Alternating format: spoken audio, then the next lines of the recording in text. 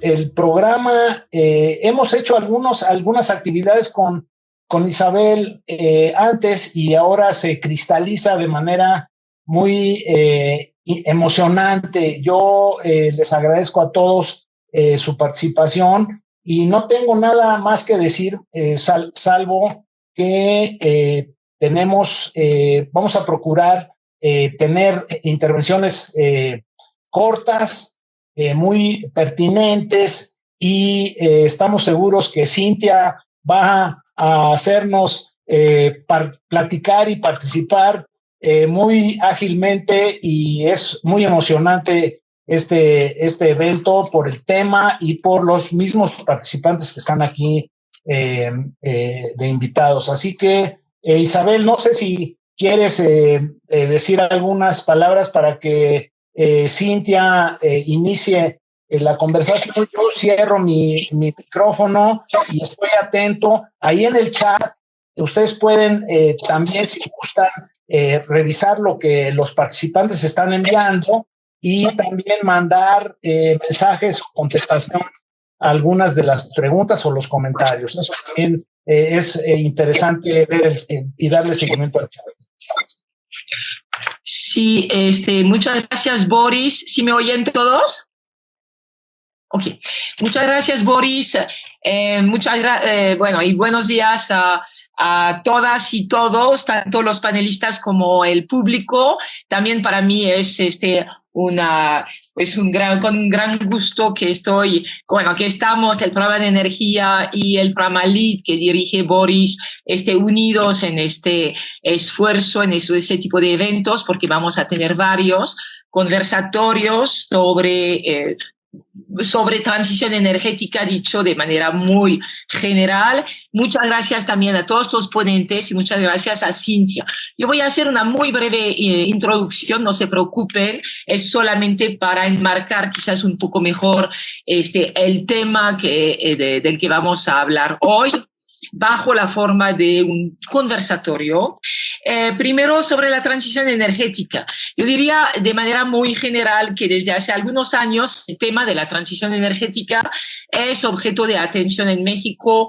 Múltiples seminarios, conferencias, debates, cursos, investigaciones, diplomados, etcétera. Y eso, obviamente, mucho más desde los diversos compromisos que México ha adquirido a nivel internacional, sobre todo en años pasados, ¿no? Pero también quisiera anotar que la noción de transición energética es solamente uno de los muchos componentes que abarca una política sólida y coherente de lucha contra el cambio climático. No es la única, ¿no?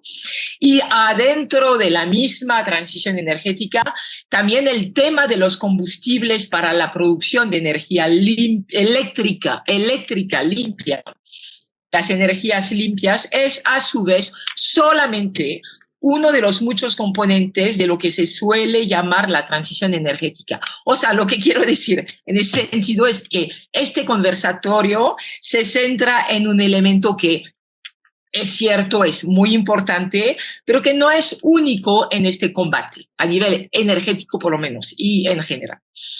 Dicho eso, ¿cuál es el enfoque de este conversatorio?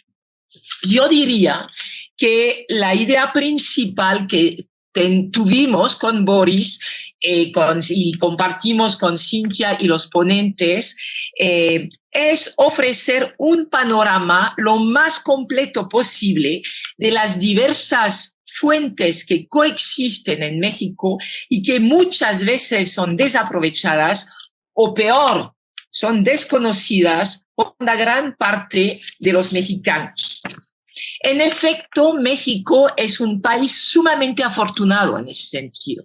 Reúne una gran diversidad de fuentes limpias que se reparten de manera diversa en un territorio y desigual, en un territorio que abarca una gran diversidad geográfica. Es decir, hay lugares con viento, otros que tienen más sol, otros con potencial geotérmico, otro con potencial hídrico, etc. Y eso es importante dejarlo en claro. ¿Sí? También queremos dejar en claro qué es cada fuente, es decir, cuáles son sus alcances técnicos y económicos, pero también sus posibles impactos ambientales y sociales. También cuál es la importancia de cada una y cuánto puede aportar cada una a la matriz energética del país. En particular a nivel de producción de electricidad, de generación eléctrica, y cuáles son los retos a corto y mediano plazo de cada una de ellas. Como verán, de alguna manera nos proponemos ofrecer como una especie de visión histórica de la generación eléctrica en México, abarcando desde las fuentes que fueron primeras en la producción de electricidad en el país, como la hidroelectricidad, hasta la más reciente, la más disruptiva, que es el hidrógeno, que apenas se asoma, pero tiene un futuro promisorio.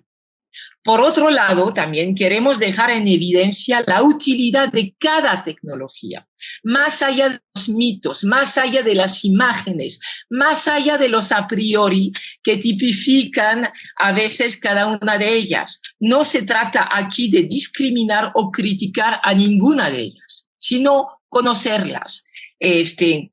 Finalmente, el objetivo central de este conversatorio es el de sensibilizar al auditorio acerca de estas infinitas posibilidades que existen en México en esta materia. Queremos, o quisiéramos por lo menos, que cada quien salga al final del conversatorio con una idea un poco más clara acerca de lo que son las famosas energías limpias, de la que tanto se habla y tan poco se sabe. Si logramos este cometido, creo que habremos cumplido con lo que es la función esencial de una institución académica como el Colegio de México, que es primero un rol pedagógico, un papel pedagógico. Entonces, antes de dar paso al panel, quiero una vez más agradecer a todos y cada uno de los panelistas por su interés en este evento, y quiero rápidamente presentar a la moderadora, la doctora Cintia Ángulo de los Señor. Cintia fue Country President y Directora General de Alstom Mexicana de 2006 a 2015, y antes de ocupar este cargo, de 1994 a 2006, se desempeñó como presidente de Electricidad de Francia, de Électricité de France, EDF, y se ha distinguido por tener como miembro de la Legión de Honor de ese país.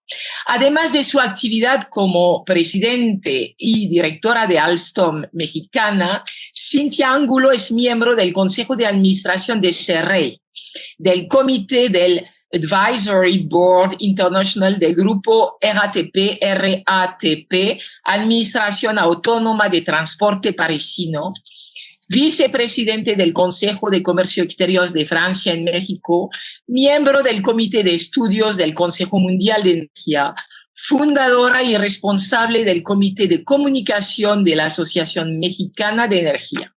Ya, poquitas cosas. Es licenciada en Ciencias Políticas y Administración Pública por la UNAM. Realizó estudios de posgrado en la Universidad de Moncton, en Canadá, en la Escuela Nacional de Administración de Francia. Es una gran escuela que forma a todos los políticos de muy alto nivel en Francia. La mayor parte de los presidentes de Francia salen de esta escuela, y cursó el doctorado en la Sorbona en París. También ha sido catedrática del Instituto de Estudios Políticos de París, de la UNAM, del POLI, de la Universidad Pedagógica y de la Universidad de las Artes. Y actualmente se desempeña como socia fundadora de la empresa de consultoría Cifra 2, así como vicepresidenta para Power China en México. Los dejo con Cintia. Muchísimas gracias, Cintia, por haber aceptado moderar ese panel. Pues muchísimas gracias, buenas tardes, gracias por esta presentación.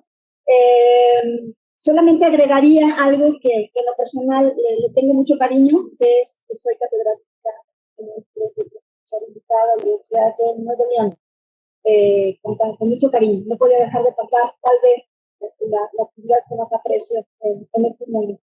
Bueno, pues como decía Isabel, pues hoy tenemos nuestro primer conversatorio, nuestra primera charla de un tema que pues es tan importante como la sobrevivencia humana, sin exagerar.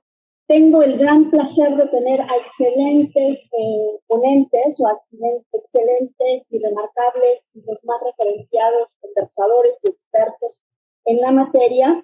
Y hoy, muy particularmente, en un día tan especial, pues nos despertamos, los que no siguieron toda la noche lo sucedido en la Cámara de Diputados, pero hoy finalmente nos despertamos con grandes y nuevos retos en el sector eléctrico mexicano. Nuevos retos, resultado de lo que se votó el día de ayer en la Cámara de Diputados, y es justamente en este conversatorio que vamos a hablar uno de los temas evocados. Más tengo que aclarar, no vamos a tratar otro reto que no sea el de la sustentabilidad y el de las energías renovables. Lo recién votado por la Cámara de Diputados, que a grandes rasgos, o por resumirlo muy brevemente, pues cambia las reglas del actual despacho. Ahora va a ser un despacho no económico, no subastas, reprogramación o retraso en el pago de energías renovables antes de 2027, nueva capacidad. No poder garantizar tampoco el derecho humano a una mejor salud y un medio ambiente que constitucionalmente nos corresponde, y no el cumplimiento de metas nacionales e internacionales para temas del cambio climático, etcétera, etcétera. No. Hoy no abordaremos esos temas que son muy importantes, que tal vez sean estratégicos para los próximos 10 años de nuestro país. Ya serán otros conversatorios del Colmex que lo abordarán seguramente en las próximas semanas. Hoy trataremos un tema, como le dije bien, que es la sostenibilidad y las energías renovables, el cómo lograr una democracia descarbonizada, donde la independencia energética, donde la soberanía, donde la diversificación de nuestra matriz energética debe de continuar siendo nuestra prioridad, y seguirá siendo prioridad. Pues es un hecho probado que el sector eléctrico es el segundo sector a emitir más gases de efecto invernadero, seguido del sector transporte, y que nuestra matriz energética está mayoritariamente compuesta por el uso de combustibles fósiles. Estamos hablando que más del 60% de los combustibles que utilizamos para generar electricidad son combustibles fósiles como carbón, hidrocarburos, gas, etc. Y que dependemos enormemente de estos combustibles, y además importados a más del 40% de Estados Unidos y del pool tejano, con los riesgos que esto representa, a pesar de ser el más competitivo a nivel internacional, pero también tiene sus riesgos, como lo que vimos la semana pasada. No olvidemos que México hasta hace algunos años fue el sexto productor y el sexto en reservas a nivel mundial de gas, y hoy, justamente por su uso intensivo en la generación de electricidad, pues nos hemos convertido en importadores de gas. Díganme ustedes si este tema no es de crucial importancia, digamos, de una coyuntura que no puede ser más favorable para abordarlo y para sensibilizar. Este es el primer conversatorio, y tenemos además pues, todos estos expertos que nos van a poder decir, tal y como lo describió Isabel, con qué tecnologías disponemos. No vamos a hablar de todas las tecnologías renovables, vamos a hablar de limpias y de algunas renovables, y sobre todo de cómo disponemos de ella para apalancar y resolver este gran reto que nos enfrentamos. Tenemos aquí, tal vez para empezar, al doctor Juan Ibenchis, que nos va a hablar primeramente de lo nuclear, y que bueno, ahorita le vamos a dar una introducción a esta tecnología, pero antes de abordar, yo sí quisiera enfatizar que, que hoy por hoy ya no son justamente los problemas tecnológicos los que debemos enfrentar. La tecnología la tenemos, la tecnología disponemos de ella, es muy accesible, es cada vez más competitiva. Es evidente, son reconocidas, pero tal vez, y me voy a permitir citar al historiador y filósofo israelita Hariri, que dice, el problema no será el humano, no será que a mayor tecnología más destruimos la naturaleza. Tenemos el premio mayor de la depredación. Sé que la tecnología va más rápido que nuestra capacidad a comprenderla, a utilizarla, a integrarla. ¿No será que nos hemos autolimitado, no definiendo los legales, regulatorios u operativos para mejor aprovecharlas, para hacer un uso racional de nuestros recursos naturales cada vez más escasos? ¿Qué les parece si entonces, y ahora sí, comenzamos con algunas tecnologías como las limpias y renovables, que en este caso va a ser la nuclear, la geotérmica, la hidro, la eólica, la solar y la de hidrógeno? Para comenzar va a ser la nuclear con don Juan de Benchús. Don Juan de Benchús creo que no necesita presentación. Es toda una referencia en nuestro sector nuclear. Si tuviéramos que hablar de la nucleoelectricidad en México, pues el paralelo y la constante o el hilo conductor siempre va a ser nuestro querido doctor Benchús. La historia de México comienza con J y termina, o alguna vez, espero que nunca termine el nuclear en México, pero será siempre con la J de Juan y con la E de Benchús. Lo nuclear es lo más codiciado, es la clave de la independencia energética, o ha sido para algunos países la clave de la independencia energética. Algunos la esconden, pero siguen pidiendo reactores para los próximos 20 años. Es una de las más controvertidas, muchas veces hasta juzgada y endemoniada, pero no podemos negar que es la más limpia en cuanto a combustible se trata. Es virtuosa, genera electricidad casi 90% al año, por lo que su precio es bastante estable y previsible.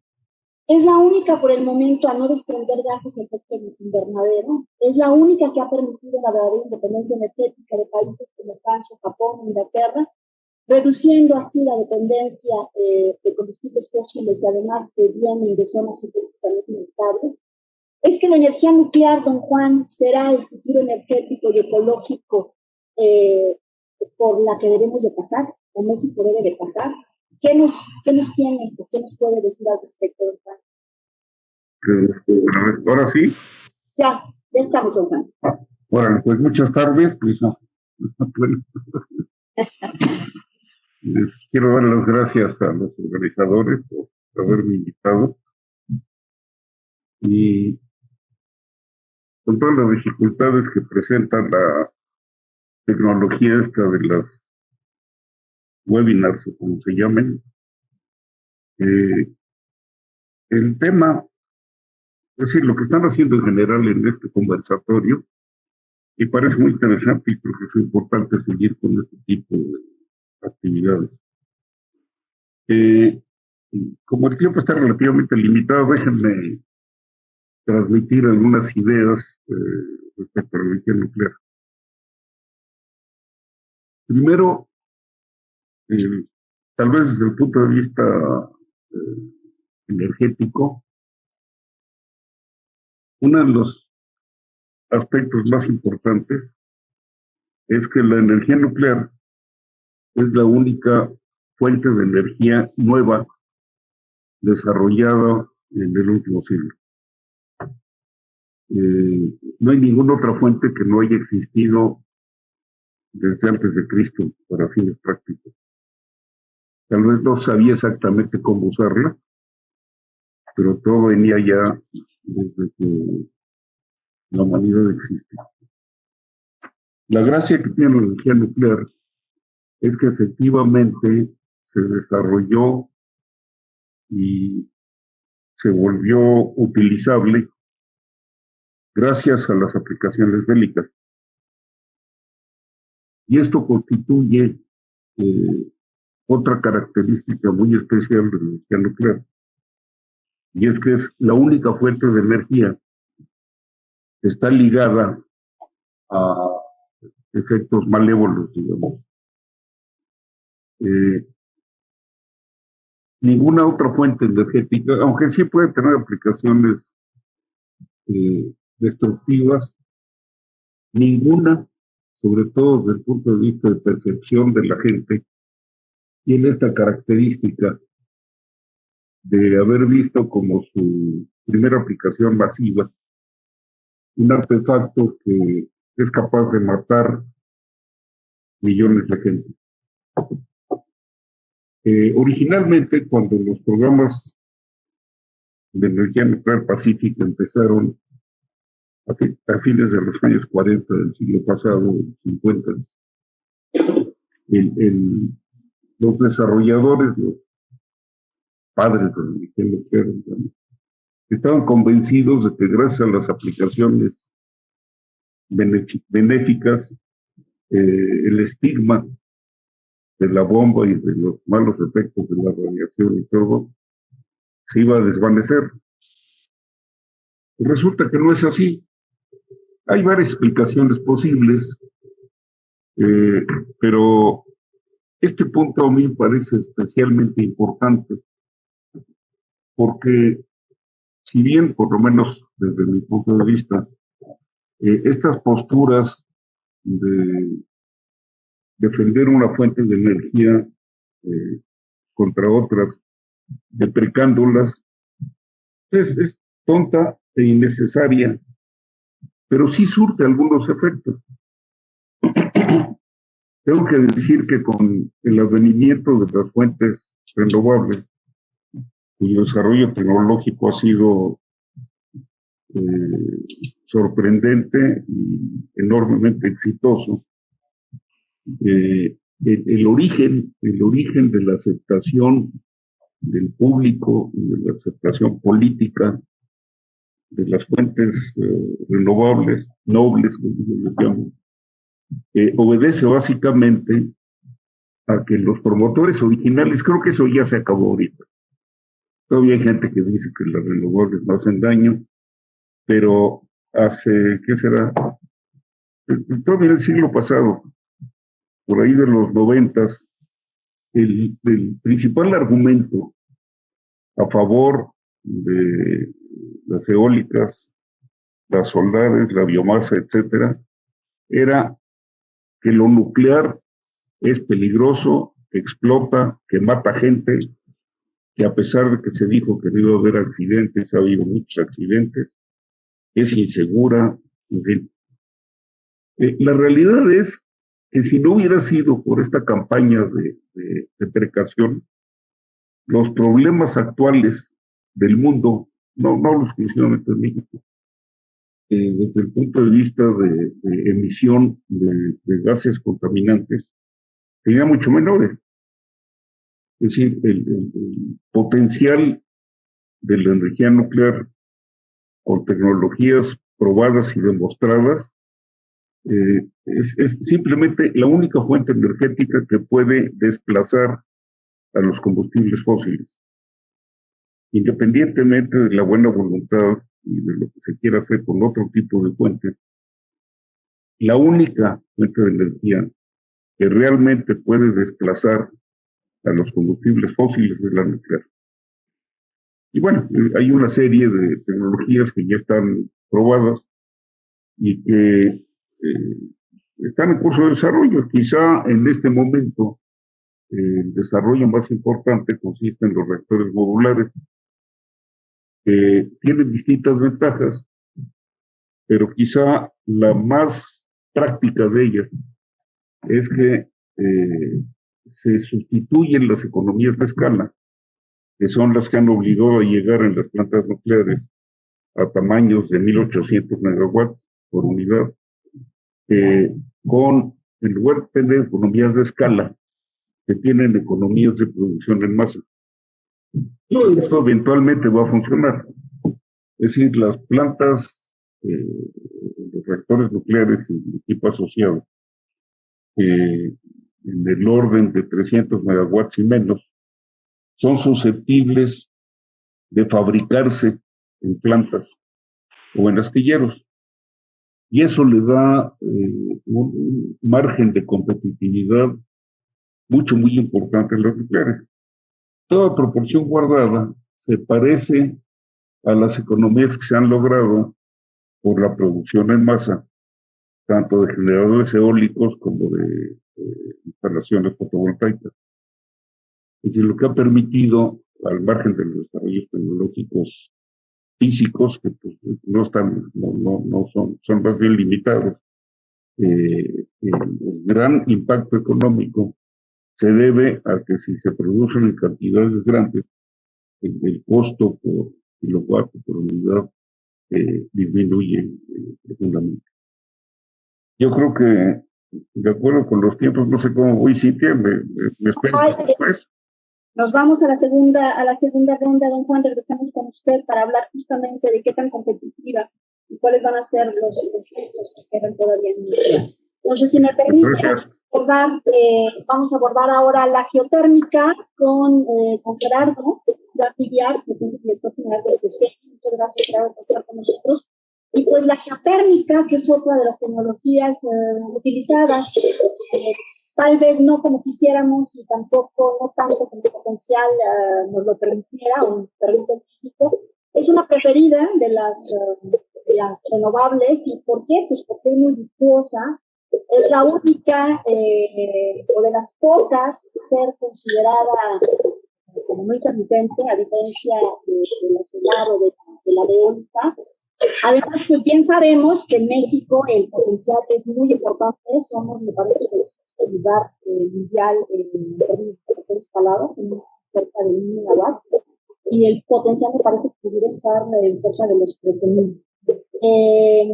Poco explotada, poco explorada, tiene sus límites también, de los que seguramente nos vas a hablar. Te doy la palabra para que nos hables de esta querida geotérmica, como yo la mencioné, un poco consentida. Muchas gracias, Cintia, y gracias a la doctora Isabel Rousseau por la invitación. Primero, una breve palabra de qué es la geotérmica. Cuando se empezaron a formar los volcanes en la Tierra hace millones de años, algunos de ellos, la lava era tan espesa que el volcán hizo erupción, pero quedó una masa enorme de magma o de lava allí debajo del volcán a temperaturas de 1,200 grados. Y esas, con el tiempo, 1,000, 2,000, 5,000, 100,000 años, han ido calentando el agua del subsuelo, y a 50 o 100 kilómetros alrededor del volcán hay agua muy caliente, en estos casos de volcanes de lava muy espesa. También algo similar ocurre cuando hay fallas tectónicas en que permiten que suba el magma, calientan acuíferos. Y lo que hacemos en geotermia es ubicar esos lugares y hacer unos pozos más o menos de 2,000, 3,000 metros de profundidad, de unos 30 centímetros de diámetro, y sacar esa agua que está a 200, 300 grados centígrados, se saca a la superficie, se expande y el vapor que de allí se obtiene mueve una turbina.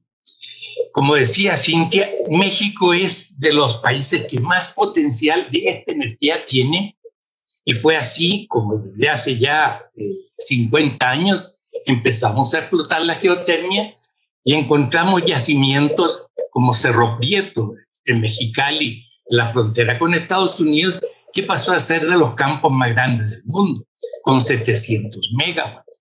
En Los Azufres, cerca de Michoacán, un campo enorme. En el Cofre de Perote, está allí el campo de los Sumeros, de los más calientes del mundo, medimos más de 400 grados centígrados. Entonces, explotar todo esto, hacer pozos. Tenemos en México la tecnología petrolera, pero perforar a esas temperaturas tan grandes hubo que ir formando gente, tecnología, y lo logramos. Y pasamos a ser la tercera potencia mundial en geotermia. Y entrenamos gente en ciencias de la tierra, en perforación, en todo eso. Y fuimos de los pocos, junto con Nueva Zelanda y con Italia y Estados Unidos y algo Islandia, que crecimos en ese aspecto. Bueno, después, situémonos hace 12 años, algo así, cuando ya vino la ley geotérmica, la reforma energética. Antes solamente explotaba CFE esto, ahora, según la ley, tanto CFE puede pedir permisos para seguir explorando o concesiones para explotar campos, así como los privados también pueden hacerlo. Y cuando se promovió esta ley, le dieron a CFE a elegir los principales campos de la ronda cero y se le otorgaron 13 permisos para explorar y a los privados otros 13. Y aquí es donde viene el gran cambio, en que siempre pensamos en la geotermia como algo de muy alta temperatura y ya casi no quedan lugares como ese. Pero lo que encontramos sí son campos de mediana temperatura, o sea, ya no los 350 grados, pero hay muchísimos de 200 grados. Y esto coincidió con que en Turquía, por ejemplo, vino el gran boom y instalaron en temperatura de 140, 160 grados, más de 1000 megawatts. En el Rift africano, muchos países están instalando plantas y de repente se descubrió, oye, usar temperaturas intermedias, te ahorras un montón de problemas en la perforación, abaratas mucho los pozos y perforarlo, puedes obtener lo mismo. Si tuviera que hacer un cálculo de cuánto se puede instalar en este momento, yo diría que fácilmente 1000 megawatts en la franja, en la faja central del ingenio volcánico, o sea, en la parte central del país, y otros 1000 en la zona de Baja California. Es decir, si se decide, podemos empezar el lunes a desarrollar 2000 megawatts geotérmicos con tecnología mexicana, poniendo plantas distribuidas que son de tamaños de 10 a 30 megawatts. O sea, no necesitando grandes líneas de transmisión, teniendo una energía... Perdón, vamos a por tiempo, pero ahí es muy interesante lo que citas, porque dices en Baja California sería una de las grandes zonas a desarrollarla, y no tendríamos que estar imaginando que cables submarinos, que interconexiones, que cómo llevar el gas, y todas estas consideraciones de las que se ha discutido tanto recientemente y los últimos años, ¿no? Siempre cómo llevamos la electricidad a la península de Baja California. Sin embargo, hay una solución de la que nos hablas y que regreso contigo en la segunda ronda para ver justamente cuáles son estas ventajas, su competitividad y los avances en los últimos años y cómo la podemos capitalizar aún más. Para así darle un espacio, gracias, Gerardo, perdón, desgraciadamente tenemos 4 minutos máximo para cada uno. Vamos a la hidroelectricidad con el ingeniero Federico López de Alba, que nos acompaña, es director de protección ambiental de la CFE, y pues nos viene a hablar de este tema, de esta tecnología que hoy por hoy sabemos que es una de las grandes prioridades de la política actual. Es un gran recurso, afectada también por cuestiones de cambio climático. Sabemos que el 16% de la producción mundial proviene de la hidroelectricidad. En México tenemos 101 centrales aproximadamente, como ya nos dirá el ingeniero López de Alba, a quien le cedo la palabra, que seguramente nos va a hablar del potencial, que es prácticamente la mitad de nuestra capacidad instalada actual, que son más de 80,000, la capacidad que podemos todavía ir por esos 40,000 restantes, y poder pues, continuar en las cuencas de Lerma, Santiago, Grijalba y Balsas, aunque este último pues tiene riesgo de disponibilidad hídrica, pero que constituye nuevamente, insisto, es una gran fuente y creo que de las más antiguas de las renovables en México. Adelante, ingeniero. Muchas gracias, Cintia. Buenas tardes a todo el mundo. Efectivamente, como mencionó la doctora Isabel, la hidroeléctrica es una de las tecnologías más desarrolladas porque históricamente pues desde casi que desde la época de Mesopotamia tenemos cuando menos algunos documentos de que afirman que ya se utilizaba la energía del agua, y así en todas las culturas. No quiero entrar en cuestiones históricas, pero creo que es interesante ver en seguimiento a lo que mencionaba Cintia. Hoy en día en México tenemos aproximadamente 180 presas que representan el 80% de la capacidad total de almacenamiento, y si tomamos en cuenta los regímenes últimos de precipitación, calculamos que entre esas presas hay alrededor de 150,000 millones de metros cúbicos almacenados. Varía dependiendo de de las condiciones de año con año con la precipitación pluvial, y es uno de los temas en los que tenemos que tener muchísimo cuidado. Sabemos que uno de los efectos principales del cambio climático es la posibilidad del cambio de ciclo de lluvias. Es cierto, la mayor posibilidad de concentración hidráulica en el país hoy en día está en el mal llamado sur-sureste.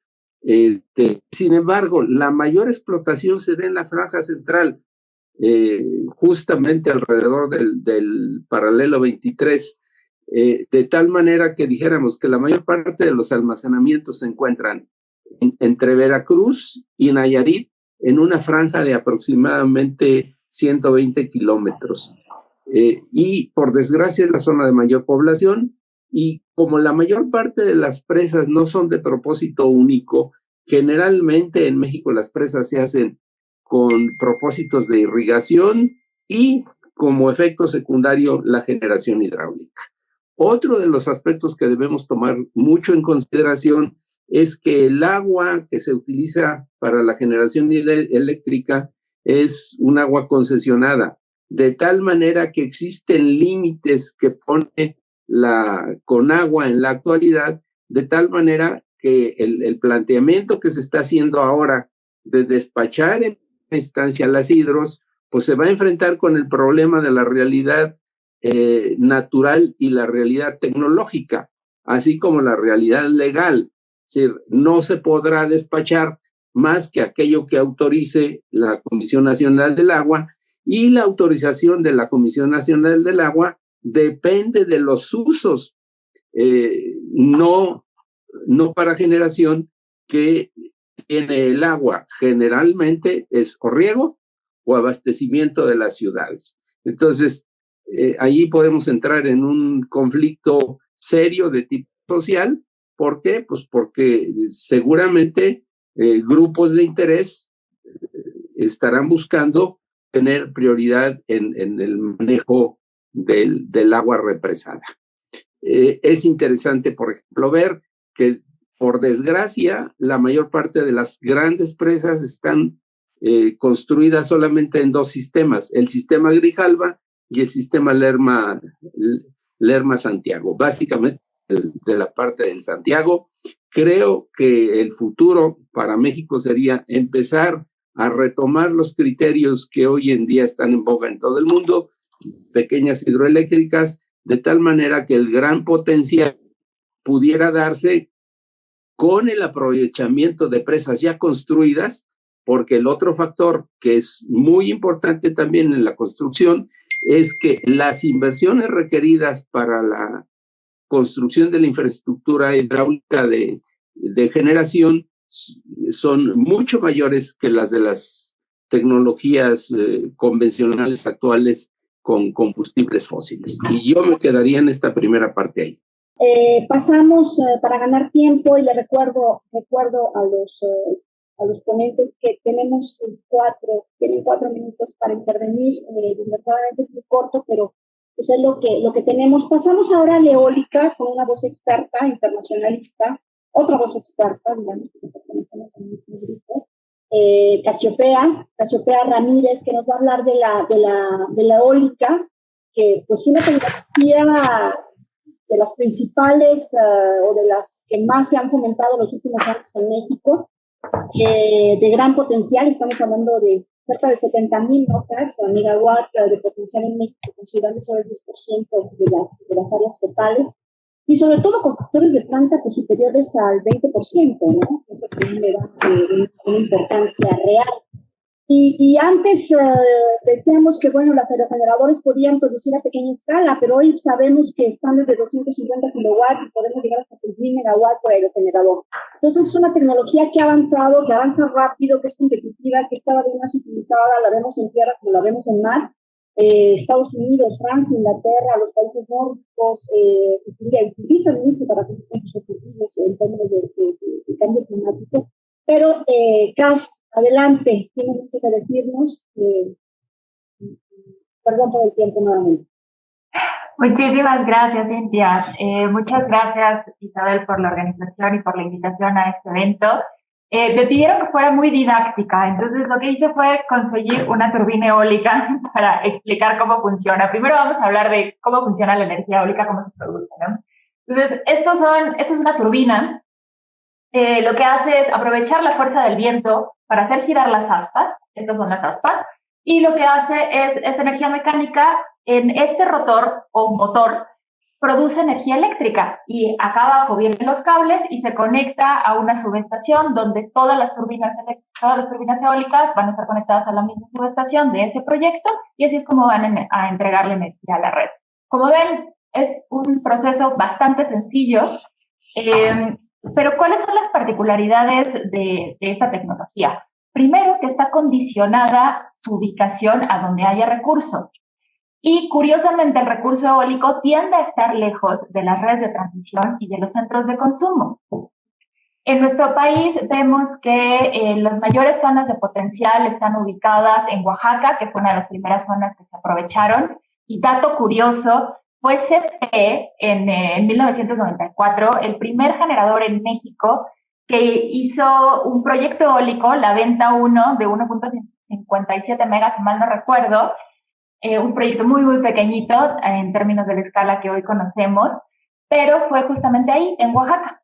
Después, conforme fueron evolucionando la tecnología y permitieron aprovechar otro tipo de vientos, digamos, otro tipo de recurso, porque hay vientos que son muy turbulentos, hay vientos que son mucho más estables, y eso depende siempre de la región, se empezaron a desarrollar proyectos eólicos en la región de Tamaulipas, en Monterrey, Reynosa, incluso en Chiapas y en Baja California. Entonces, tenemos un abanico muy, muy amplio de potencial eólico a lo largo y ancho del país. Actualmente hay 14 estados del país que tienen proyectos eólicos ya en operación.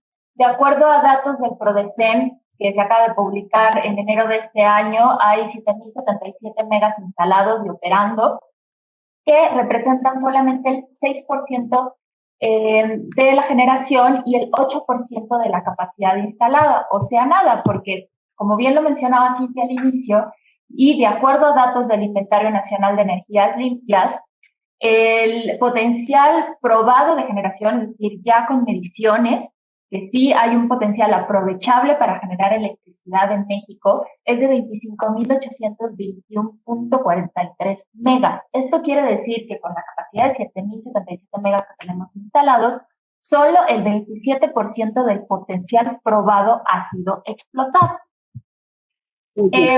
También otro dato curioso que me gustaría darles es que es desde 1887 que se hace la primera turbina eólica para generar electricidad. Entonces, ya hay un largo recorrido con respecto a esta tecnología para poder, el aprovechamiento de la energía eólica para aprovecharla para generar electricidad.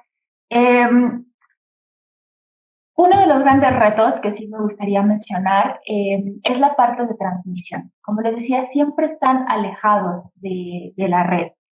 Y si bien la tecnología ha ido avanzando en términos de aprovechar una mayor capacidad, hacer turbinas cada vez más grandes para tener que instalar menos torres y hacer proyectos probablemente un poco menos invasivos en la extensión territorial.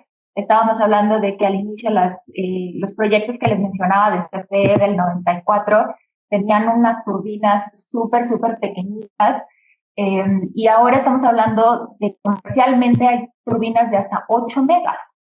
Entonces, hemos ido ampliando el abanico, sobre todo para optimizar la eficiencia de estas tecnologías, y también han ido avanzando tecnológicamente para poder automatizar su operación en función de las velocidades del viento, para evitar desgaste innecesario, por ejemplo, de las turbinas.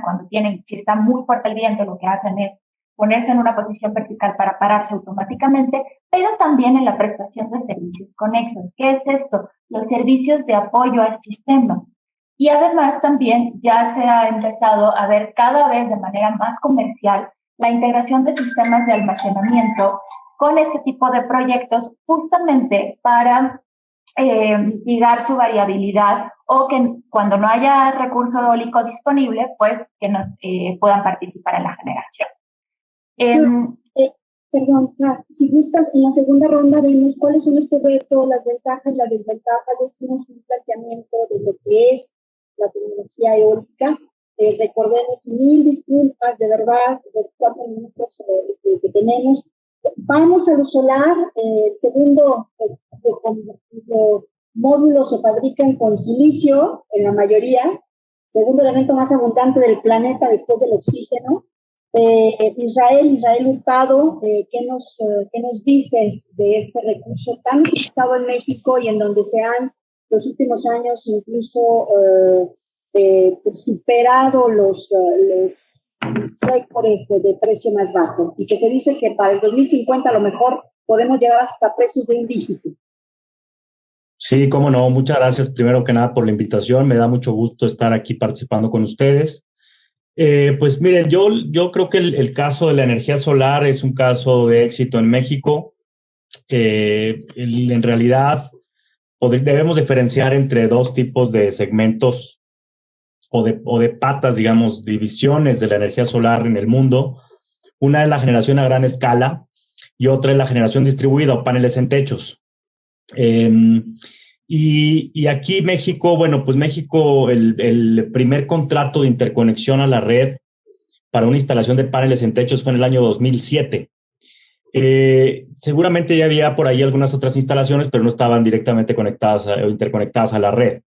Pero este fue el primer contrato y al día de hoy hay alrededor de 165,000 contratos o instalaciones de paneles en techos. Eso nos habla de cómo ha crecido la generación distribuida y cómo sigue creciendo actualmente, y ahorita lo vamos a comentar más. Y en el caso de gran escala, ese ha sido un caso, nuevamente creo que bastante exitoso. México lo ha hecho bien, dado que, o lo había hecho bien, dado que en el 2014 solo había 2 centrales solares en operación en México a gran escala, que se instalaron en el 2013, y entre ambas generaban 70 megawatts. Una generaba 40 y otra 30, una en Durango y otra en Baja California. Al día de hoy, 6 años después, hay 72 centrales solares a gran escala en operación, y estas 72 centrales solares generan alrededor de 5,500 megawatts. Entonces pasamos en 6 años de 2 centrales a 72 y de generar 70 megawatts a 5,500 megawatts. Este es un caso, en realidad, un crecimiento exponencial, y creo que habla pues de que del 2013 para acá pues se instalaron las bases, se permitió el desarrollo de la energía solar como lo vemos ahora. Hay que mencionar un poco los costos. Los costos aproximadamente en el 2013 estaban alrededor de los $3.5 millones instalar un megawatt, y actualmente está alrededor de los $800,000, incluso hasta un poco menos dependiendo del tamaño. Fíjense cómo ha caído el costo de instalación de un megawatt. De hecho, en México hubo 3 subastas para compra de energía, en la cual en las 3 la gran ganadora fue la tecnología solar. En la primera subasta el precio promedio fue de $40, en la segunda de 30, por cerrarlos de alguna manera, y en la última de $20. Y este último precio promedio fue récord a nivel mundial, bajo. Ningún otro país había obtenido un precio tan bajo de energía solar. Sin embargo, esto nos duró algunos meses porque después ese récord fue, digamos, superado por otras subastas que hubo en Costa Rica, Brasil, Dubái y Portugal. El último precio que hay bajo en relación a energía solar es de alrededor de $13. Imagínense cómo fue cayendo en los últimos años, y esto es pues bien interesante. Ahora, ¿por qué un poco explicando esto? ¿Por qué ha sucedido? Bueno, porque el costo de los paneles, entre otros factores, el costo de los paneles ha caído en un 80% en los últimos 6 años. Imagínense cómo es la curva de desarrollo tecnológico y cómo es la curva también de eficiencia y de eventualmente una degradación, cómo han mejorado, digamos, la tecnología de los paneles y finalmente cómo han caído en su costo. Esto ha permitido pues que se tengan estos precios, digamos. Y algo importante que hay que mencionar es que México pertenece al cinturón solar, que son los países con mayor irradiación solar en el mundo. México tiene un gran potencial. En el 85% del territorio nacional tenemos una irradiación solar óptima. Ya la quisieran muchos países que incluso tienen mayor generación que nosotros. Pero bueno, ahí vamos avanzando. Y bueno, creo que esto finalmente ha propiciado todo un desarrollo en materia de energía renovable con estos 6.500 megawatts de energía solar que incluso, bueno, pues están ya compitiendo con otras tecnologías y específicamente con renovables, con eólica, por ejemplo, que ya como quiera tenían un poco más de años, digamos, desarrollándose en México. Bueno, pues esto es lo que me gustaría comentar de inicio. Seguramente en otro momento podré comentar más. Muchas gracias. Gracias, Israel. Y me permites hacer el puente ahora con lo de hidrógeno. Justamente, me parece que hace algunos días, hace 15 días, te nombraron presidente de la Asociación Mexicana para el Hidrógeno, ¿no? Así es. Muchas felicidades, Israel. Y qué bueno que es un tema que muchos dicen es la recién llegada, es un efecto moda, llegó para quedarse, o más bien es un complemento ideal para las intermitentes.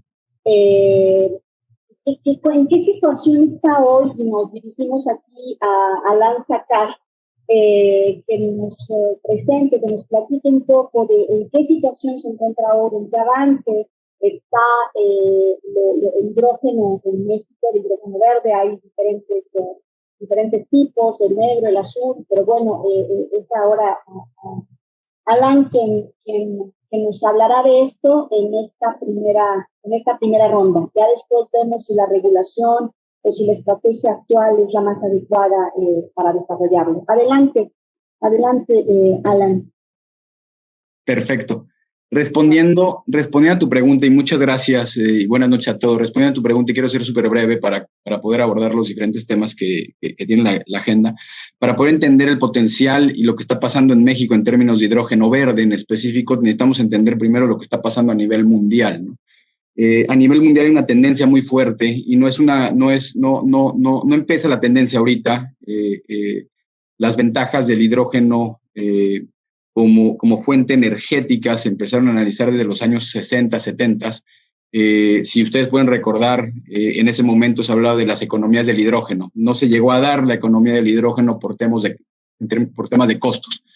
Lo que menciona Israel es sumamente importante en términos de energía solar.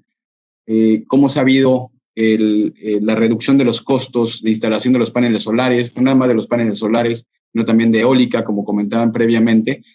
Ha habido una reducción muy importante en términos de costos. Esto va a dar pie a desarrollar una economía de hidrógeno, pero bueno, regreso un poco antes en términos de hidrógeno porque quiero que la audiencia entienda bien qué es el hidrógeno, ¿no? El hidrógeno en sí es raro encontrarlo de forma libre, a diferencia, por ejemplo, del carbón, del gas, del petróleo, del agua. No es un recurso natural en sí. Para obtener el hidrógeno se necesita energía. Por eso mismo era importante empezar con términos de energía y producción de energía con los otros panelistas para poder entender de dónde y cómo puede provenir el hidrógeno. Es decir, se necesita convertir otras materias primas en las que se encuentre presente este elemento, el hidrógeno, como el agua, ¿no? Como el gas, como el carbón, y así romper su composición mediante el uso de energía externa, ¿no? Y así se puede obtener el hidrógeno de forma libre. ¿Por qué es tan importante y por qué se está viendo una tendencia tan importante a nivel mundial en términos de hidrógeno? ¿Se acuerdan todos los problemas que han escuchado últimamente cuando a final de cuentas nos vamos informando en términos de las renovables, ¿no? Las renovables las han catalogado como energías intermitentes. O sea, son energías intermitentes porque durante el día el sol pega, tienes irradiación y durante el día tienes un despacho de energía. Sin embargo, no se puede almacenar o es difícil almacenar esa energía solar, por ejemplo. Igual en términos de energía eólica, tienes viento durante el día o durante la noche, pero cuando no tienes viento no tienes energía, y lo cual conlleva a disrupciones en cierto sentido en el sistema, ¿no? Es mucho más fácil despachar una energía que es constante y que tengas cierto nivel de predecibilidad a no tener tanto nivel de predecibilidad. Bueno, el hidrógeno, con lo que sucede, el hidrógeno es que, a diferencia de una batería de litio te puede llegar a aguantar 24, 48 horas. En el hidrógeno verde se puede almacenar esta energía que comentábamos que se descompone, ¿no? Derivado del agua, rompes, utilizas una fuente solar, haces un proceso que se llama electrólisis, mediante, a grandes rasgos, juntas agua con electricidad, obtienes hidrógeno. El hidrógeno, se genera el hidrógeno y después el hidrógeno puede volverse a despachar, se puede transportar, etcétera. Y con celdas de carbón se puede volver a generar una reacción y generar electricidad. La gran importancia del hidrógeno, como bien decía, es que se puede almacenar, se puede transportar, se puede comprimir, y lo interesante que se va a ver en términos de aprovechamiento de hidrógeno verde, van a empezar a escuchar mucho la exportación de energía renovable. Bueno, ¿cuándo te hubieras podido imaginar que tú ibas a poder exportar energía solar producida en Yucatán, la ibas a poder exportar a Japón? Bueno, eso es lo que va a pasar. Vamos a poder exportar energía solar, la vamos a poder vender a Japón. ¿Por qué va a haber países, o sea, va a haber una diferente composición de países importadores y una diferente composición de países exportadores? Cada país tiene diferentes necesidades.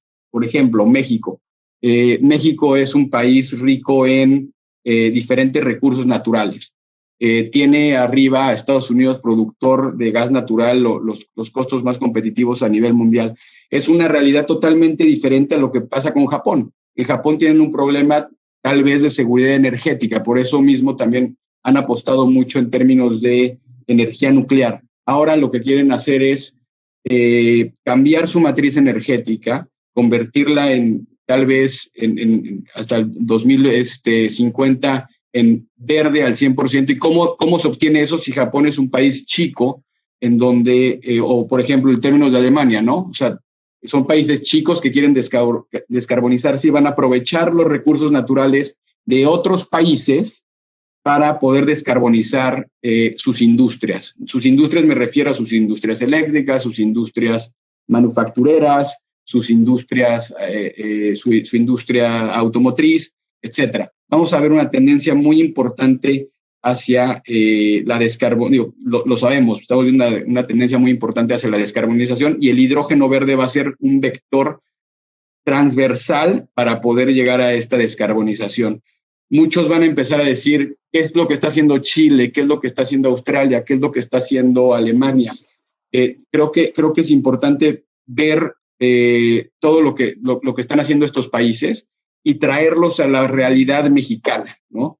Respondiendo a tu pregunta, traer todos esos conceptos a la realidad mexicana, ver qué países están otorgando cooperaciones técnicas, plantear y analizar cuáles son los pros y los contras, qué rol quiere que el hidrógeno verde desempeñe en tu país, en tus industrias, ¿no? ¿Te quieres posicionar como un país productor y de consumo local, o te quieres desempeñar como un país productor y de exportación? Creo que van a ser una de las cosas que se van a ver poco a poco. Lo bueno es que en el PRODECEN, que es el estudio general o el marco general que va a tener la industria eléctrica, publicada por parte, es el documento publicado por parte de la Secretaría de Energía, este año ya contempló alrededor de 1 y tantos % de la nueva generación que se planea instalar, y lo bueno es que el gobierno ya tiene en mente la producción y utilización del hidrógeno verde, y lo cual son señas buenas. Ahora, iniciativas como la está haciendo Israel van a ser las que realmente van a gatillar el aprovechamiento de esta nueva fuente y solución química. Pero bueno, tenemos, perdón que interrumpa tan abruptamente a cada uno de los expositores, tenemos poco tiempo, yo creo que nos vamos a la segunda ronda, y se habla mucho de competitividad, aquí el chat está muy activo con algunas preguntas. y justamente que están relacionados a los costos, a los precios. No sé si Taz o don Juan o alguno de ustedes pudiera pues darnos una visibilidad más clara sobre una cuestión de la competitividad de las energías renovables entre sus precios. En solar se dijo que se habían roto récords, pero también es muy controvertido, y sobre todo en los últimos meses, si realmente son tan económicas como se dice, se plantea y se informa. Entonces, no sé si Casiopea retoma la palabra o quién más nos puede dar más luz en este tema.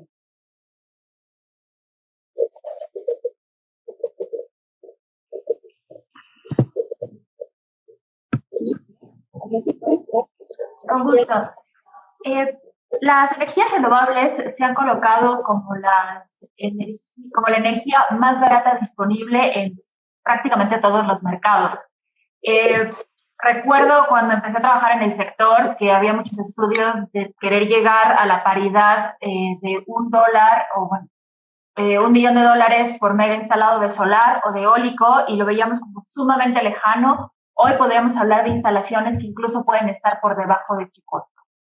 Pero lo mejor de eso es que en términos de costo nivelado de producción, es decir, cuando integras todos los costos asociados a la generación de energía y lo pones en términos de unidad de energía generada, de unidad de megavatio hora, podemos encontrar precios sumamente competitivos que incluso están rayando en los $30.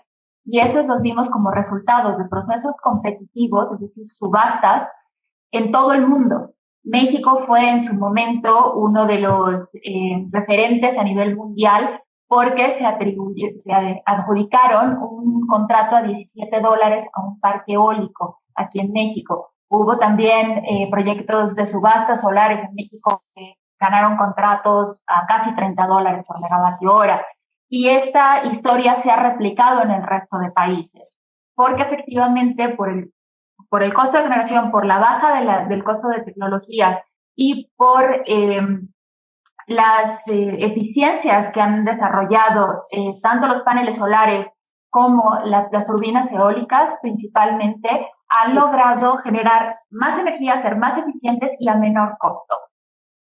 Esos serían los precios que estamos manejando y que estamos viendo, porque vimos en México con las subastas y que estamos viendo en el resto del mundo para estas dos tecnologías. Muy bien, no sé si, sí, adelante, por favor. Gerardo.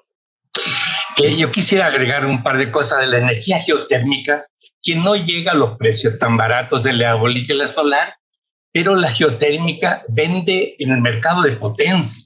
O sea, la geotérmica no necesita nada de respaldo, no depende de las condiciones climáticas, no hay que hacer pronósticos del tiempo, y eso garantiza potencia, energía, y además, cuando ya se abre el mercado, puede vender regulación de frecuencia, de voltaje, y el ramp up, que es tomar carga rápido en las horas en que se necesita. Y el precio sí es competitivo. Y además, si se compara con las termos en el centro del país, la gran ventaja de la geotérmica es que consume 0 de agua de enfriamiento. O sea, ese problema no existe en la geotérmica. Eso es. Muy bien. Israel, hay una pregunta para ti en términos de los costos de la energía solar, que más o menos hablaban. Aquí dice el colega que pregunta de menores de $15. Dice que no le queda claro con respecto a qué comparas estos precios. Si nos puedes, supongo que es un comentario, se refiere él, si nos puedes explicar al respecto, por favor. Sí, así es. Bueno, son precios exactamente de instalación, que incluye todo prácticamente, es decir, los paneles, las estructuras, todo el cableado, todo lo que se necesita. Y básicamente, si quieres, digamos, antes de la caída de los costos, digamos, una central solar de 100 megas, pues, o de 30 megas costaba $100 millones, digo, más o menos, ¿no? Ahora Ahora una central de 30 megas estaría pues alrededor de los $25 millones por ahí. O sea, vean un poco la caída de precios. Básicamente a eso me refería. Gracias. De hecho, también en relación a lo solar, nos preguntan si los costos medioambientales con respecto a los procesos de explotación de recursos minerales necesarios para la fabricación de las celdas solares y las baterías de almacenamiento, cómo se integran o si están integrados a estos costos de los que se habla. Yo creo que esto sí es una pregunta que tanto aplica para el solar como a las otras tecnologías. Han sido también muy controvertidos justamente estas externalidades o estos costos paralelos desde los insumos hasta el procesamiento de los desechos o el desmantelamiento de las infraestructuras. Al respecto, no sé, don Juan, si podemos tomar un poco el ejemplo de lo nuclear y si hay comentarios también sobre las otras tecnologías, por favor. Muchas gracias, Cintia. Bueno, yo tengo varios comentarios. Primero, aquí no está exclusivamente de nuclear. Respecto al hidrógeno, nada más quiero recordar que el apellido verde para el nitrógeno debería de incluir también lo nuclear. Es decir, la diferencia fundamental es que hay manera de instalar plantas gigantescas de energía nuclear que son muy competitivas para producir hidrógeno. Al final hay un montón de proyectos que ya tienen bastante tiempo. Se habló de producir hidrógeno y también de producir metano. Pero bueno, la parte más importante, creo yo, es que me parece que tenemos una confusión porque todas las fuentes de generación de las que estamos hablando aquí se integran en un sistema eléctrico y lo que es fundamental es que para evaluar realmente el costo, digamos,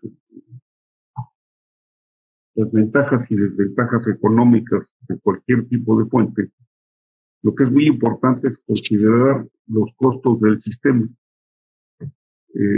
Las fuentes intermitentes tienen la desventaja, no si es desventaja, más bien la característica de no estar disponibles continuamente y por lo tanto de requerir un respaldo. Si el efecto económico del respaldo no se toma en cuenta, pues se cometen errores que llevaron a Texas a su colapso. Es decir, parte del problema es que cuando se hacen subastas y se dice que la energía la energía eólica y la energía fotovoltaica andan en los 600 pesos el megawatt hora, cuando los competidores producen a 1,400, estamos comparando peras con manzanas. Efectivamente, los intermitentes han tenido un desarrollo enorme y se espera que lo sigan teniendo. Y tiene una contribución muy importante, pero lo que no se vale es hacer las comparaciones con base en el costo de generación sin tomar en cuenta que son intermitentes. Y de todos modos son competitivas. Es decir, a mí me parece que es muy importante darles el lugar que tienen. Las comparaciones económicas sí dependen mucho de las reglas del juego. Juega muchísimo el costo del dinero y juega muchísimo la preferencia en tiempo.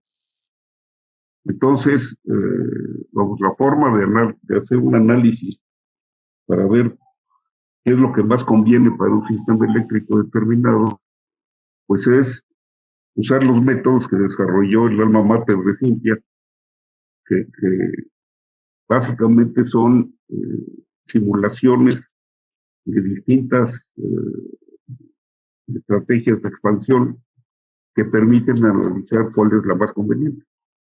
Pero es muy importante tomar en cuenta los costos del sistema, porque si no se cometen los errores enormes. Gracias.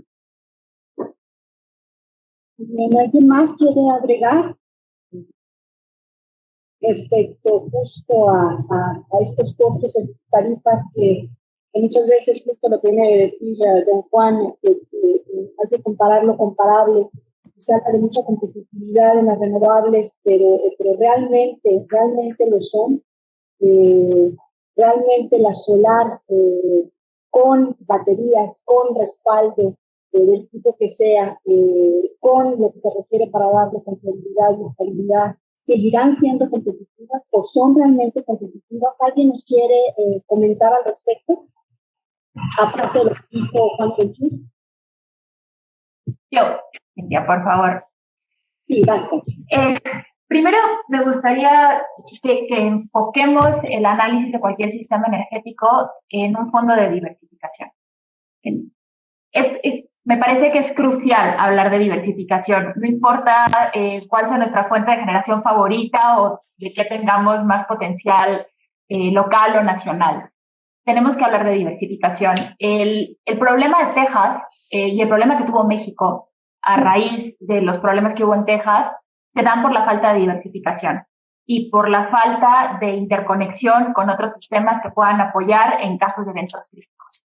Esa falta de diversificación, de depender tanto del gas, que en el momento en que no llegó el gas y que es una energía firme, tuvimos un apagón muy importante y restricciones incluso de consumo, nos deja ver que es muy importante que haya una matriz balanceada y que preferentemente haya fuentes de generación que sean complementarias. Entonces, en este sentido también vale la pena aterrizar el tema del respaldo, porque nuestro sistema y todos los mercados eléctricos cuentan con mercados de servicios conexos. ¿Qué es esto? Servicios de apoyo al sistema para que puedan aportar diferentes tipos de servicios que permitan mitigar cualquier criticidad, no solamente la intermitencia de las renovables, sino que una planta convencional pueda disparar. Y eso sucede con mucha frecuencia, mucho más de la que imaginamos.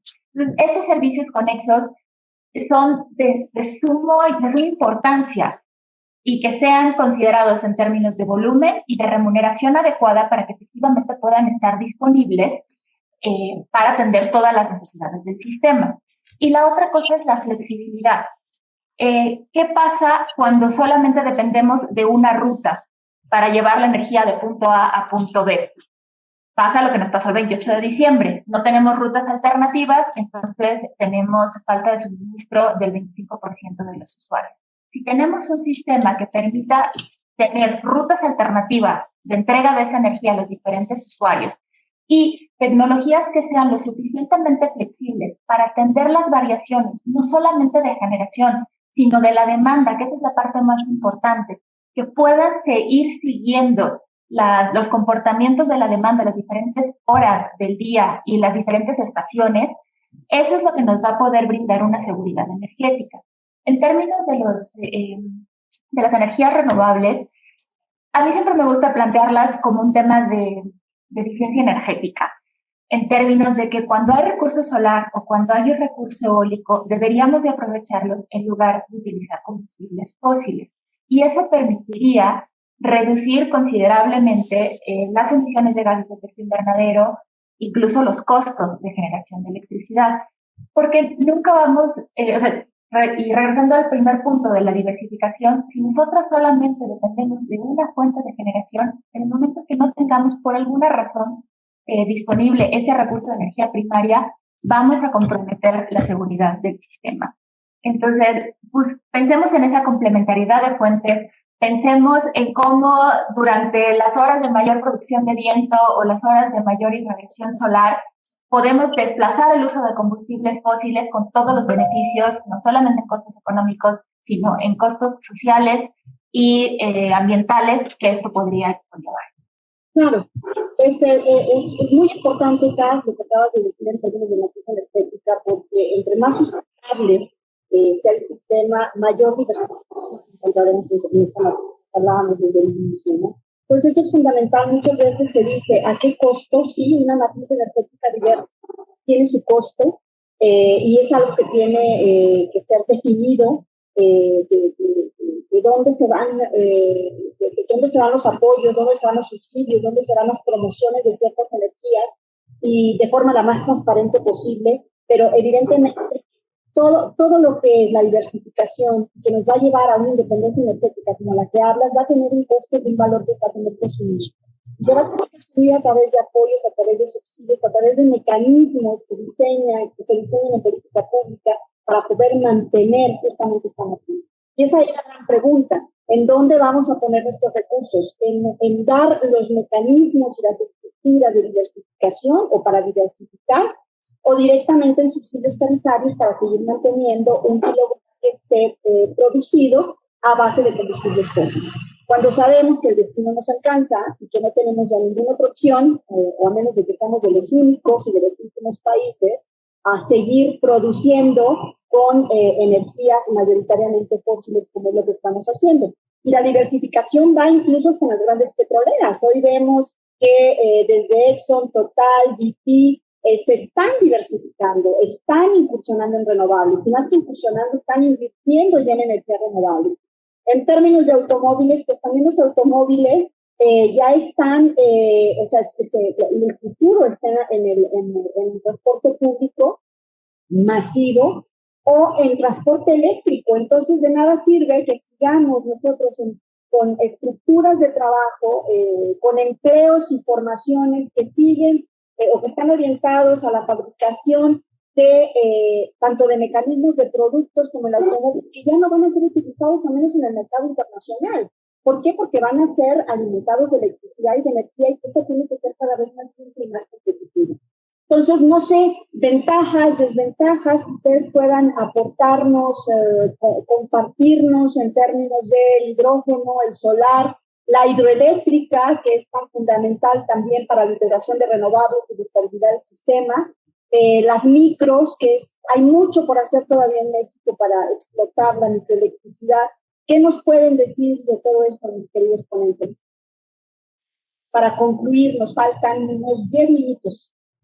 Sí, pues si me dan chance, Cintia, por yo favor. Quisiera hacer una reflexión. Justo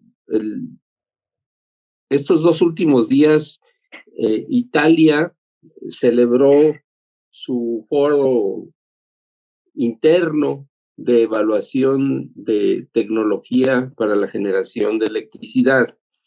Y quizá el punto más importante de toda la discusión fue la nueva economía post-COVID. Y como planteamiento fundamental del sector económico italiano, plantearon algo que en Europa ya se está discutiendo mucho: necesitamos cambiar nuestro enfoque económico a un enfoque de economía circular. Debemos dejar de pensar en economías lineales y buscar la forma de lograr en el mediano plazo la economía circular. Y esto es súper importante en materia de energía. Justo una de las observaciones que yo hacía hace un momento es, bueno, sí, la energía hidráulica la conocemos, la dominamos, pero pues hay un límite técnico. Es decir, de entrada, por ejemplo, nos obligan a que de todas las presas liberemos un caudal económico. ¿Por qué? Pues porque no se vale que con el almacenamiento para generación, y dado que las reglas de despacho no permiten un despacho continuo, dado que nuestras presas están reguladas generalmente por los regímenes de riego más que por los de generación eléctrica, pues entonces el caso México es un caso quizá atípico comparado con los grandes, no sé, con Hidro-Quebec o con Ontario Hydro, en donde, bueno, pues nosotros no tenemos un San Lorenzo, ¿sí? Y sí tenemos un Grijalva y tenemos un Usumacinta, pero tenemos justamente limitaciones que cada día van a ser más críticas. Por ejemplo, si es cierto que sube el nivel del mar y sube la temperatura del Golfo de México, pues el aprovechamiento hidráulico de esos 2 grandes ríos va a tener que reacondicionarse, ¿sí? Entonces, la reflexión sería en ese sentido: ¿por qué no pensamos sí en términos de diversificación, en donde veamos el costo total neto del suministro eléctrico con una u otra tecnología a través de la economía circular? Y ahí sí el balance es piso parejo para todos, porque tomamos desde que se usa el primer recurso hasta la disposición final del último residuo. Muy bien, muchas gracias. Justamente hay una pregunta, no sé quién la quiere contestar, sobre la disponibilidad de las energías renovables, y dice, ¿cuántas nucleares harían falta y qué proporción también tendríamos que tener de solar y de eólico para reducir el uso de combustibles fósiles? No sé si alguien quiere contestar o sea, simplemente recuerdo que hay objetivos y hay compromisos internacionales que establecen desde el 24 hasta el 34, llevamos hasta el 50% del componente de renovables en la matriz energética. En lo general y en términos de particulares y objetivos y de metas en cuanto al compromiso internacional de los acuerdos de París. Pero no sé si alguien quisiera responder a esta pregunta. ¿Duale? Sí, ¿duale? Adelante. Por supuesto. Bueno, en realidad, como dije en introducción, la única fuente disponible actualmente que permite desplazar por completo a los hidrocarburos y mucho más con la economía del hidrógeno sería la nuclear. Es decir, en el caso de México, la capacidad total instalada equivale, pues no sé, digamos, son unas 50 unidades nucleares de 1800 megawatts, que son las más grandes que hay. Y eso bastaría para alimentar parte del sistema de movilidad, sistema de transporte electrificado. Una de las limitaciones que tienen las fuentes renovables, y por eso se han ido al offshore, es que las características del viento costa afuera, sobre todo en algunos lugares, uno de los más importantes es el Mar del Norte en Europa, es que las plantas eólicas flotantes pueden aprovechar la energía del viento y sí pueden contribuir de manera sustantiva, digamos. La otra opción que existe, eso es todavía un poco fantasioso, pero en principio probablemente logre desarrollarse, son los conceptos estos de globos que tengan generadores y que permitan aprovechar las corrientes que se dan a 30, 40 kilómetros de altura. Pero en fin, eso es parte de fantasía. Lo que es importante es que con la tecnología vigente el día de hoy, la única fuente que realmente permite desplazar a los combustibles fósiles es el nuclear. Con el concurso de otras, pero la que realmente permitiría dejar de quemar combustibles es la nuclear.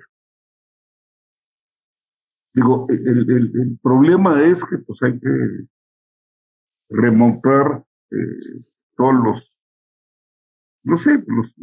atavismos que se tienen en relación con los riesgos de la energía nuclear. Es una cuestión complicada, cuesta mucho trabajo ser objetivo, y yo reconozco que es un fenómeno social, sociopsicológico, político, que no es fácil de resolver.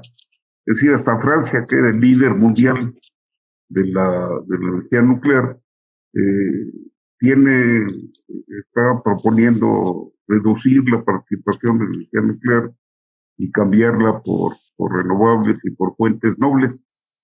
Y digo, a mí me parece que es un error. Pero bueno, un punto más, porque ya se me está pasando el tiempo, es que curiosamente la comunidad científica internacional está poniendo su mira nuevamente en la energía de fusión, y con todo respeto a mí, en lo personal me parece que es una cuestión que debería de enfocarse de otro punto de vista, porque calentar agua para producir vapor con una fuente que está a 2 y pico millones de grados centígrados, pues no parece muy sensato. Es decir, a mí me parece que sería preferible meterle lana a tratar de entender cómo se puede aprovechar directamente la energía nuclear. Pero en fin, es otro boleto. Gracias, Cintia. Muchas gracias, don Juan. Y sí, no es nada fácil tener una fórmula en donde cuestiones de sustentabilidad, cuestiones económicas, rentabilidad, competitividad, ponerlo en esa ecuación en las condiciones ideales, no es fácil. Hoy por hoy yo creo que uno de los grandes retos que tenemos en México, además de todo lo que hemos hablado, pues es también el reforzamiento de una red de transmisión que hoy desgraciadamente no podemos decir que sea lo suficientemente sólida y lo suficientemente mallada como para integrar un porcentaje de renovables considerable. Es decir, hoy por hoy muy probablemente sí pueda responder a seguir introduciendo poco a poco mayor capacidad con este tipo de energías, pero que definitivamente llegar a un porcentaje cercano al 40 o 45% renovables, que es lo que pretenden muchos países occidentales, definitivamente que tendríamos que hacer mucha inversión en cuestiones de transmisión y la red eléctrica nacional. Que además hay que decir que creo que sí valdría la pena hacerlo. Sabemos, las cifras nos dicen que si una actividad ha sido rentable y demostradamente rentable de las actividades de la CFE, pues ha sido la transmisión, que es una actividad que además está en una posición de monopolio y es prácticamente un monopolio natural, y que así se ha querido mantener antes, durante y después de la reforma e incluso hasta el día de hoy con las modificaciones actuales, ¿no? Entonces ahí sí se tiene que seguir haciendo esfuerzos para poder ir hacia esta matriz energética que integre cada vez más las renovables. Tecnología ya lo vimos, la hay, está disponible, es diversa. Alguien preguntaba de biomás, sí, hay otras tecnologías que no pudimos integrar al conversatorio del día de hoy. La biomasa, la de origen de corriente, con la que se fabrica, de corrientes marinas. Podemos hablar, yo creo que de unas 4 o 5 más que hoy por hoy están siendo integradas en diferentes materias energéticas, que nosotros también de basura, que es en cuanto a la biomasa, y que nosotros apenas estamos en una etapa de infusión y el porcentaje es todavía realmente marginal.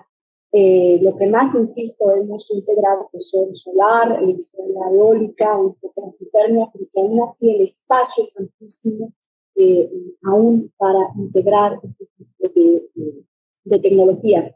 Una cosa es cierta, no podemos ver el futuro, no podemos contemplar un futuro y planear a largo plazo sin integrar en la matriz energética cada vez más estas tecnologías y alejarnos, y buscar las soluciones y alejarnos y dejar de utilizar energías fósiles que están demostradas definitivamente que no van a contribuir ni a la durabilidad ni a la sustentabilidad de que tanto nos habla el hueco en su dilema energético. No sé si hay algún comentario, hay algunas otras preguntas que quieran hacer. ¿Alguien que quiera intervenir? Con muchísimo gusto damos los últimos. Yo, Cintia, si me permite agregar esto, en Baja California hay geotermia desde la punta en Los Cabos, sí hay ya probada allí y se pueden instalar ya plantas de 5 megawatts, crecer a 15, a 20. En Ensenada se puede instalar ya en este momento módulos de 5 megawatts, ir creciendo porque hay que ir conociendo cómo evoluciona el yacimiento. Y agregar que estamos desarrollando plantas de 20 kilowatts, 100% tecnología nacional, en que la turbina, en vez de mandarla a hacer a los grandes fabricantes, la mandamos a imprimir en 3D en computadora. Manda el USB, se lo entrega al amigo acá de Querétaro, él lo transmite a su casa matriz y nos entrega la semana siguiente una turbina de plástico diseñada por nosotros y una planta completa de 20 kilowatts. Creo que en geotermia no somos de los grandes de cientos de megawatts, pero vamos a hacer cientos de pequeños de 5 megawatts y de kilowatts. Eso era. Muy bien. Hay todavía una observación sobre los desechos nucleares, que dice que se espera que hay que considerar el contexto social y político, entre otras, y también la capacidad de poder salvaguardar y proteger estos desechos, ¿no? Y todo el problema que representa. Desgraciadamente, pues sí, nos pudiéramos pasar aquí hablando de los desechos nucleares una media hora más. Es un tema interesantísimo, igual que de los desechos de las otras tecnologías. Es muy amplio, pero creo que bueno, lo importante es de que el objetivo de este primer conversatorio, de poder, de saber, de determinar cuáles son estas tecnologías, cómo las podemos utilizar, cómo las podemos integrar, y si son o no son competitivas y útiles para una materia,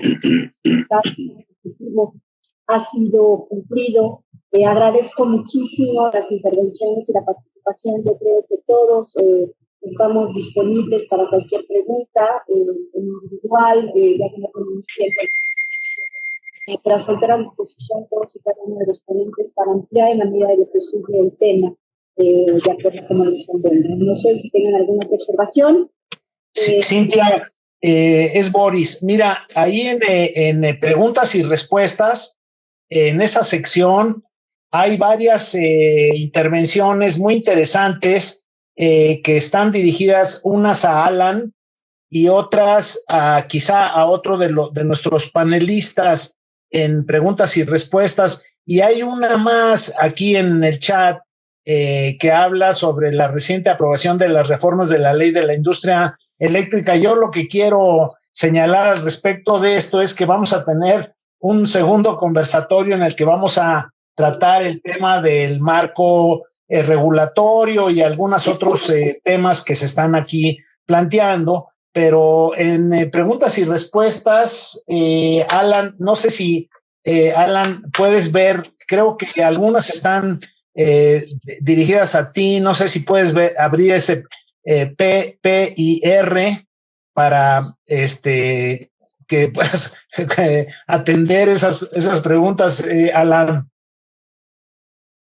Claro, por supuesto. No había visto el apartado de P y R.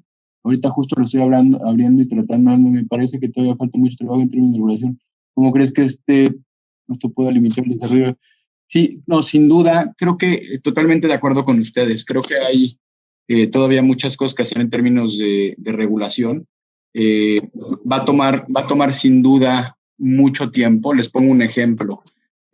Hay esfuerzos en Chile, y sería importante, si tienen interés de ver qué procesos se está llevando en regiones de Latinoamérica, es importante que vean lo que está sucediendo en Chile. Se llama Misión Cavendish.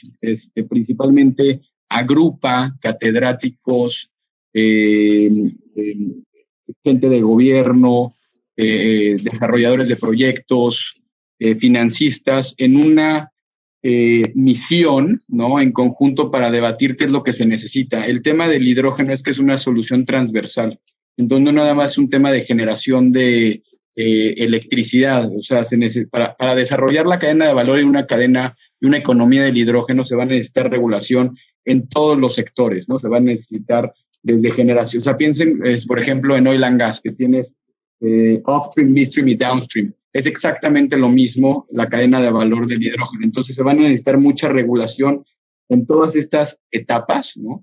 Y sin duda alguna se van a necesitar, por eso mencionaba, tratar de ver las lecciones aprendidas de otros países que van a tener un perfil similar al nuestro. Sin duda alguna no nos podemos comparar con Alemania, no nos podemos comparar con Corea o no nos podemos comparar con Japón. Son países totalmente distintos. Es como comparar, o como decían, peras con manzanas. Creo que hay un error o hay un tema cuando comparamos las matrices energéticas de México con otros países. Creo que se tiene que analizar el contexto real, geopolítico y las necesidades. Entonces, sin duda alguna va a haber un esfuerzo muy importante y por eso mismo es importante que hablemos y gatillemos el intercambio de ideas. Y nueva cuenta, recalco y felicito lo que está haciendo Israel en términos de fundar la asociación de hidrógeno para gatillar este diálogo que se necesita también con las autoridades, ¿no? Para crear una política pública del hidrógeno. Se necesitan tener estos diálogos directos con la autoridad para poder generar todo este marco. No nos podemos estar peleando con las personas que van a estar redactando o generando esa política pública. Creo que es un muy buen ejemplo el que está pasando en Chile y tomemos las lecciones aprendidas de ahí y la verdad, el consenso que se está generando es muy interesante. Entonces, hay cosas interesantes que ver en otras jurisdicciones. Muy bien. Gracias, Alan. Gracias por tu intervención. Aquí, efectivamente, hay una pregunta muy concreta sobre la diálisis, pero ya la has contestado. Pues muchas gracias. Creo que hemos agotado tiempo. Sí, Isabel. Bueno, Cintia. Sí. ¿Me oyes? Bueno. Cintia. Sí, te escucho. ¿No me escuchas? Ok, perdón, es que no oiga. Es que sí había puesto dos preguntas, una a Juan sobre desechos nucleares, entiendo, porque es uno de los aspectos polémicos y le pedía una respuesta muy breve. Y la otra era para Casiopea Israel, que es de alguna manera, digamos, uno de los grandes retos, creo yo, de unas fuentes cuya materia prima es el viento y el sol en un momento de cambio climático muy fuerte, donde vamos a asistir cada vez más a huracanes, desorden climático. ¿Cómo eso puede afectar, digamos, esas fuentes y esas tecnologías, ¿no? Y es un tema que nos olvidamos de esto, pero creo que es un tema válido, ¿no? Gracias. Un comentario rápido de desechos. Realmente, en el muy largo plazo, la solución para eliminar los desechos es la transmutación atómica.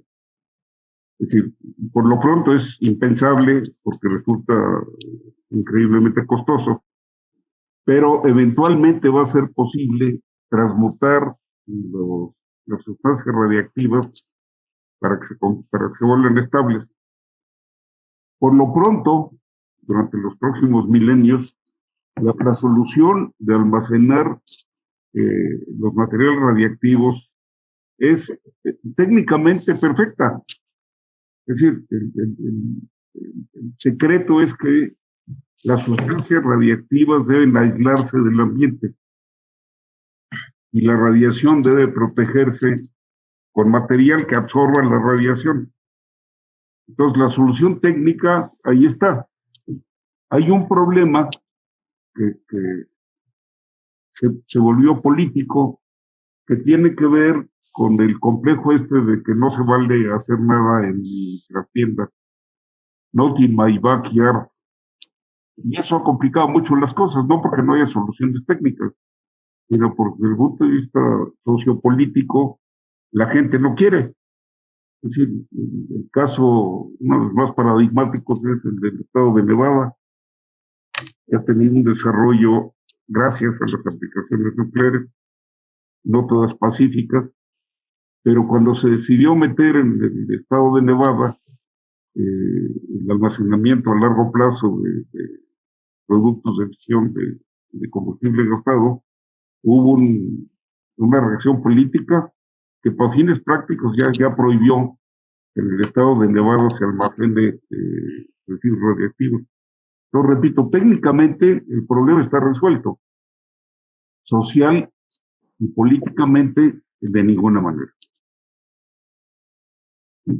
Muy bien, gracias. Casiopea, me parece que había dos preguntas para ti, Isabel.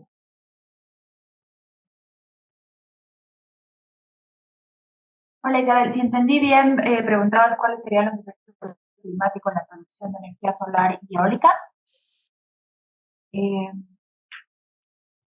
Solar, bueno, afortunadamente todavía no tenemos efectos con respecto a la disponibilidad del recurso por efectos del cambio climático, entonces no debería de haberse afectado el patrón de producción. En cuanto a viento, seguramente con épocas, si se intensifican las épocas de huracanes o se extienden los inviernos, por ejemplo, podríamos ver un cambio en los patrones de producción, pero a mayor viento o épocas, por ejemplo, de invierno, porque consideremos que normalmente cuando hay mucho sol o mucho calor no hay viento, entonces tendríamos mayor producción eólica. Estarían compensando, diría yo. Son menos susceptibles a la disponibilidad del recurso como lo pudiera ser la hidro o como si quisieran ser los mismos combustibles fósiles por tratamiento en explotación. Muchas gracias, Cas. Y bueno, hay dos últimas preguntas, pero una que está relacionada con las actuales, la reciente aprobación de las reformas a la ley, pero que tal vez hablo por ti, Cas, y por mí, desgraciadamente no lo vamos a poder abordar en este conversatorio porque es un tema realmente apasionante y de gran actualidad y de gran impacto, pero no vamos a, como lo dijo Boris, va a ser el tema de los próximos conversatorios. También queda pendiente biogás, efectivamente, yo creo que sí merece una particular atención, sobre todo lo que está relacionado con la utilización de los desechos y particularmente la basura, ¿no? En México tenemos un retraso considerable, por fortuna y recientemente la Ciudad de México ha anunciado que retomará y realizará próximamente, se va a lanzar la construcción de una central para utilizando los desechos, ¿no? Es decir, a partir de biogás. Y efectivamente, bueno, este tema es amplísimo, pudiéramos pasar una hora más, siempre en este tipo de conversatorios o más bien en cualquier seminario, pues tenemos muy acotados los tiempos para poder profundizar en los temas, pero espero que al menos, insisto, el objetivo que buscamos, que era el dar a conocer las tecnologías, el sensibilizar sobre su utilización, sobre su accesibilidad, y cómo integrarlas en nuestro sistema eléctrico nacional de matriz energética, creo que fue cumplido. Yo a lo personal agradezco infinitamente a los ponentes, agradezco su paciencia, sé que es a veces muy frustrante y yo me disculpo por haber tenido que interrumpir en varias ocasiones.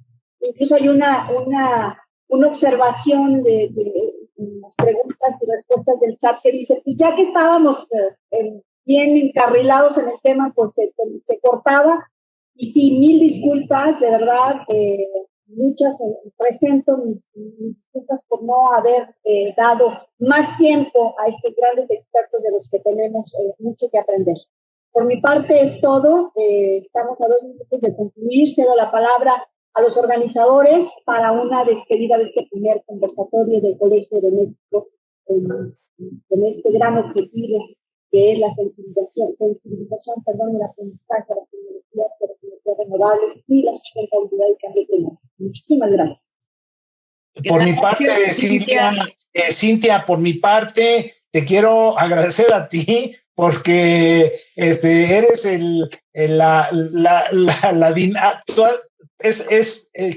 quien tiene la dinámica del conversatorio y yo, la verdad, aprendí muchas cosas. Espero que nuestros asistentes, 180 que había en algún momento, también, y todos nosotros, porque hay un intercambio, ¿no? Entonces yo te agradezco a ti y te felicito y nos felicitamos nosotros de haberte propuesto esta tarea. Muchas gracias, Cintia. Y nada más, ya les puse ahí que nuestro segundo conversatorio es el próximo miércoles a la misma hora y en breve les vamos a circular el cartel y uno de los temas, aparte de digamos, del marco normativo o regulatorio, será el impacto del cambio climático y otros temas que ya verán ustedes en la difusión del cartel. Muchas gracias a todos y le pasamos el micrófono a Isabel para que cierre esta interesante sesión. Muchas gracias, Cintia.